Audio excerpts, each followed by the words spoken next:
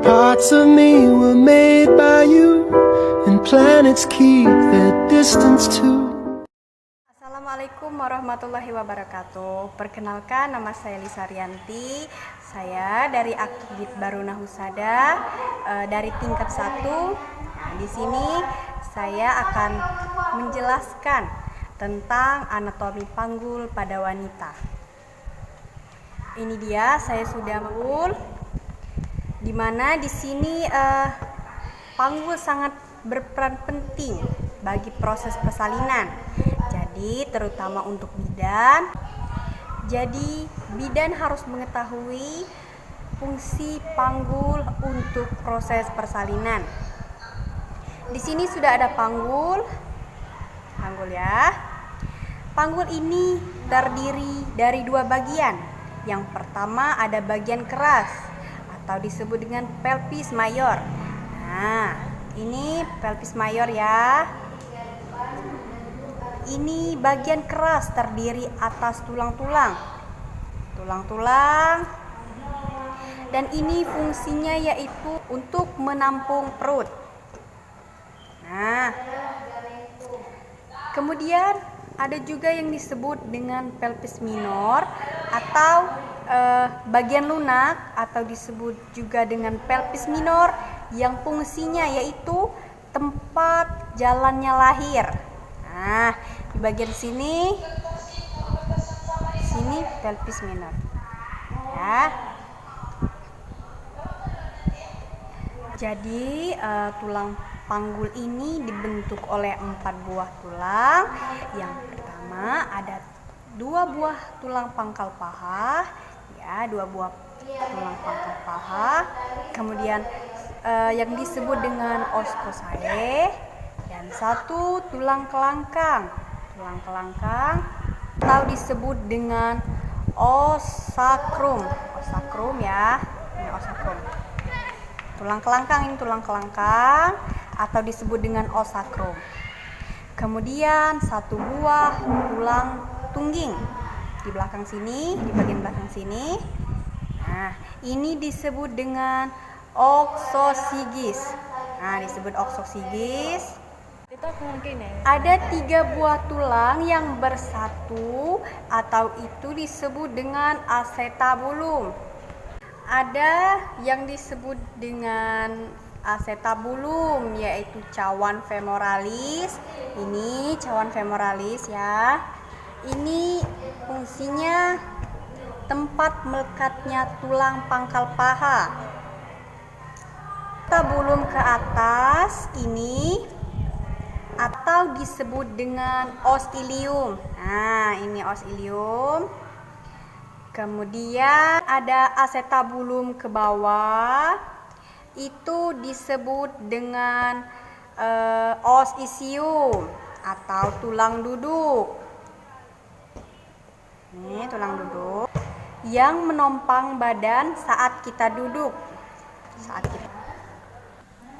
Kemudian ada acetabulum ke depan ya. Itu disebut dengan os pubis. Nah, jadi ini yang disebut dengan os ilium atau tulang usus. Nah, jadi tulang usus ini merupakan tulang terbesar yang menghubungkan antara tulang depan panggul sampai tulang belakang panggul. Pada bagian atasnya ada penebalan tulang di sini. Ini disebut dengan crista iliaca. Nah, jadi yang saya pegang ini namanya crista iliaca. Nah, pada bagian depan terdapat tonjolan. Pada bagian sini terdapat tonjolan yang disebut dengan spina. Ini ya. Jadi ini disebut dengan spina iliaca anterior superior. Kenapa? Karena dia berada di depan atas tulang usus ya. Ini disebut dengan spina iliaca anterior superior. Kemudian pada bagian bawah di sini ya, di sini ada tonjolan. Ini disebut dengan spina iliaca anterior interior karena dia berada di depan bawah. Nah, di sini pada bagian belakang ini ada sebuah tonjolan di sedikit bawah sini ya. Di sini disebut dengan spina iliaca posterior inferior. Nah, jadi belakang bawah ya. Di belakang bawah, tonjolan belakang bawah. Kemudian ada sedikit ke atas. Ini disebut dengan spina iliaca posterior superior. Ini disebut dengan spina iliaca posterior superior karena dia berada di belakang depan. Jadi ada juga yang disebut dengan linea imponenata. Jadi di sini linea imponenata bagian sini, bagian dalam sini, linea imponenata kiri dan kanan. Jadi linea imponenata ini adalah merupakan tulang penghubung antara panggul besar dan panggul kecil ya. Nah, di sini mana panggul besar dan mana juga yang disebut dengan panggul kecil ya. Seperti itu. Dia ini yang menjadi pembatas antara panggul besar ini dan panggul kecil. Nah, ini disebut dengan linea imponenata. Nah, pada tulang usus ada juga yang disebut dengan fossa iliaca ya. Ini fossa iliaca. Sini fossa iliaca pada tulang usus ya. Nah, kemudian kita bahas tulang duduk. Nah, tulang duduk atau disebut dengan os isium ya. Ini os isium. Nah, pada bagian belakang tulang duduk terdapat tonjolan ya, Ini dengan spina ischiadica ya. Ini tulang berduri ya. Itu disebut dengan spina ischiadica. Jadi inilah tulang yang memisahkan antara incisura ischiadica mayor dan incisura ischiadica minor ya. Nah, kemudian terdapat tonjolan pada tulang duduk. Ini tonjolan. Ini disebut dengan incisura ischiadicum ya, atau disebut juga dengan incisura ischiadica. Jadi ini disebut dengan spina ischiadicum ya. Tonjolan pada tulang duduk disebut dengan spina ischiadicum. Kemudian kita masuk ke tulang kemaluan ya. Ini tulang kemaluan atau disebut dengan os pubis. Nah, di sini tulang kemaluan ya, tulang kemaluan kita. Nah, jadi dia ini terdapat di bagian bawah tulang usus ya. Terdapat di bagian bawah tulang usus. Ini dia tulang kelamin atau os pubis ya. Jadi tulang duduk sini dengan tulang kemaluan ya. Ini tulang kemaluan. Nah, jadi ini ada lubang ya. Lubang ini disebut dengan foramen obturatum. Nah, jadi foramen ini merupakan lubang yang memisahkan antara tulang duduk dan tulang kemaluan ya. Nah, jadi dia memisah ya, dipisahkan oleh lubang ya. Ada juga yang disebut dengan ini. Di sini lajur ya. Di sini disebut dengan ramus superior ossis pubis ya. Sini, sini. Bisa lihat di sini ya. Atau disebut dengan tulang tangkai kemaluan ya. Tulang tangkai kemaluan. Jadi ada tangkai.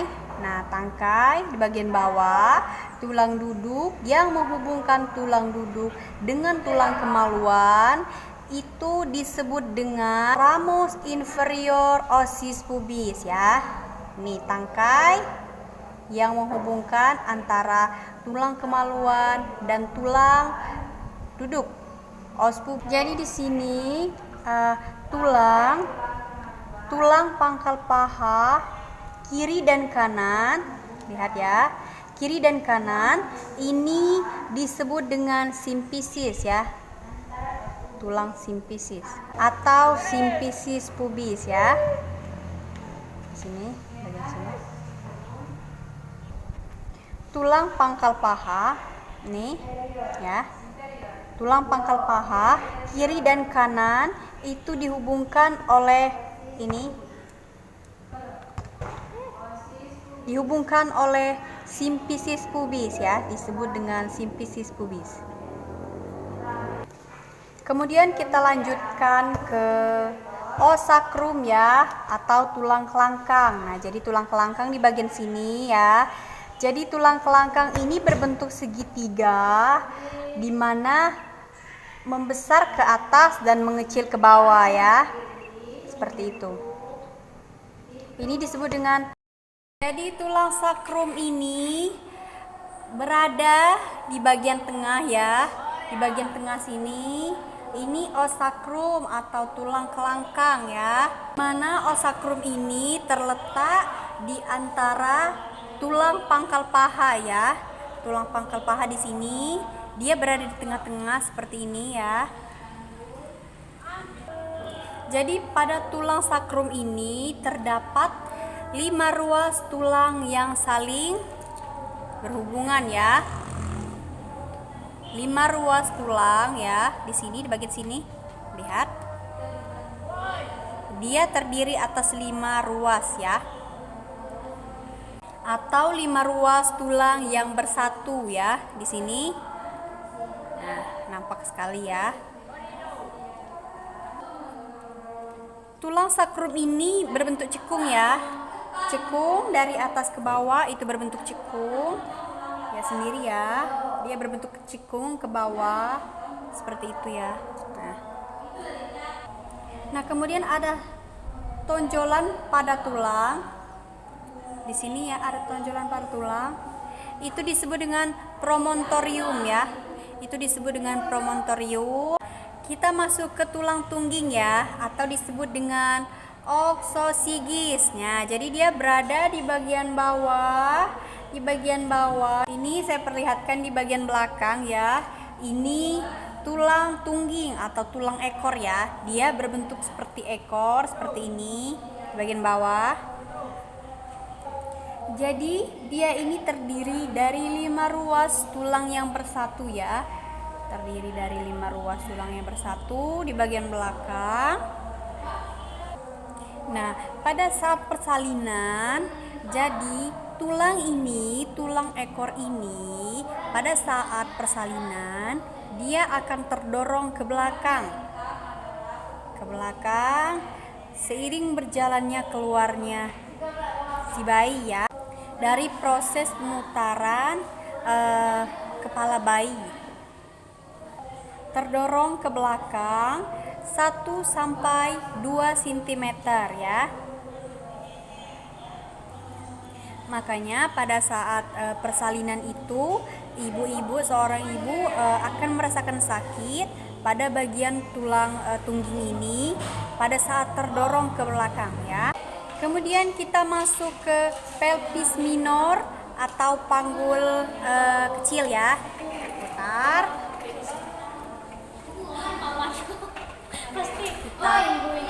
Panggul kecil ya, kita masuk. Ini panggul kecil. Panggul kecil ini dia berfungsi untuk tempat jalan lahir ya, tempat jalan lahir. Kemudian terdiri dari 4 bidang ya di dalam sini. Dia ini terdiri dari 4 bidang. yaitu satu pintu atas panggul di bagian bawah sini, pintu atas panggul, kemudian bidang luas panggul, luasnya panggul, bidang sempit panggul ya, dan pintu bawah panggul di bagian sini ya. Jadi pintu atas panggul itu dibentuk terdiri atas promontorium ya, promontorium bagian sini. Inilah bagian itu. Sayap sakrum kiri dan kanan ini ya. Kita langsung ke ukuran belakang atau conjunctiva.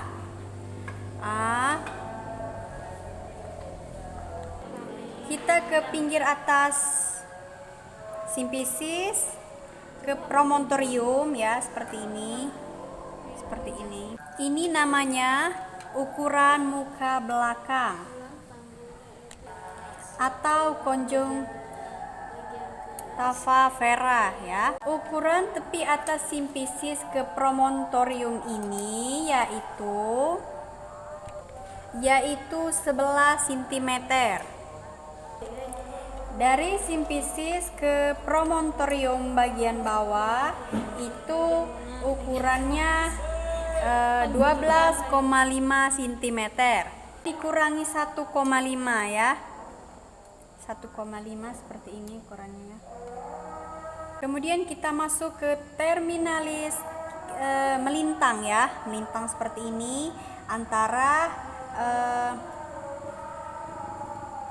kiri dan kanan, ukurannya 12,5 cm ya. Seperti ini ukuran melintang ya pada bagian dalam. Nah, kemudian kita masuk ke bidang luas panggul ya. Kita masuk ke bidang luas panggul. Pertengahan antara sakral 2 dan 3 bagian sini ya. Bagian sini seperti itu. Ukuran dari pertengahan simpisis ke sakral 1, sakral 2 dan 3 ini ukurannya yaitu 12,75 cm. Kemudian jarak melintang antara kedua acetabulum ini ukurannya yaitu 12,5 cm. Kemudian kita masuk ke bidang sempit panggul ya. Kita masuk ke bidang sempit panggul. Kemudian kita lanjut ke ukuran muka belakang ya pada simpisis. Dia dari bawah simpisis. Kemudian kita lanjut ke ukuran spina ischiadica, yaitu pada bagian bawah di sini ya, pada bagian bawah tidak kelihatan. Pada bagian bawah 10 cm ya, 10 cm seperti itu. Kemudian kita lanjut ke bidang sempit panggul. Panggul merupakan titik putar antara tulang panggul ya, atau disebut dengan pintu atas panggul, dan menuju ke pintu bawah panggul atau PBP ya. Pintu bawah panggul di bagian sini. Jadi di bagian sinilah terjadinya perputaran paksi dalam ya. Di sini tempat berputarnya kepala bayi sampai proses persalinan ya. Seperti itu. Dan kita masuk ke pintu bawah panggul. Nah, jadi pintu bawah panggul adalah dia masuk ke ruang ya. Masuk ke ruang di bagian sini ya, pintu bawah panggul ya. Dia berada di bagian bawah yang berbentuk segitiga. Di bagian bawah sini ya. Bagian sini berbentuk segitiga seperti itu. Susah sekali ya bagian seperti ini. Nah, harus sudah malam juga ya. Dan kemudian untuk mengetahui pintu bawah panggul kita harus mengetahui ini. Misal ya, di bagian sini ada kita lihat tulang duduknya ya. Kita lihat tulang duduknya. Dan ada juga kita disebut sacrosubratum ya. Ini berbentuk segitiga seperti ini. Segitiga ya. Seperti ini. Sacrosubratum. Tulang tepi bawah simfisis menuju tulang kelakang atau os sacrum itu ukurannya ya dari sini ya. Dari sini sampai ke sini, dari sini ukurannya yaitu 11,5 cm ya. Kemudian ukuran jarak melintang antara tuber os ischiadica kanan dan kiri, tuber os ischiadica ya. Tuber ischiadica itu jaraknya yaitu 10,5 cm. Atau tulang duduk kiri dan kanan ini panjangnya 10,5 cm ya. Kemudian kita masuk ke sagittalis posterior, di mana kita masuk ke tulang kelangkang sampai ke tulang duduk ya. Bagian bawah seperti ini ya, dia lurus. Ukuran sagittalis posteriornya dibagi 2. Itulah penjelasan dari saya. Saya akhiri. Wassalamualaikum warahmatullahi wabarakatuh.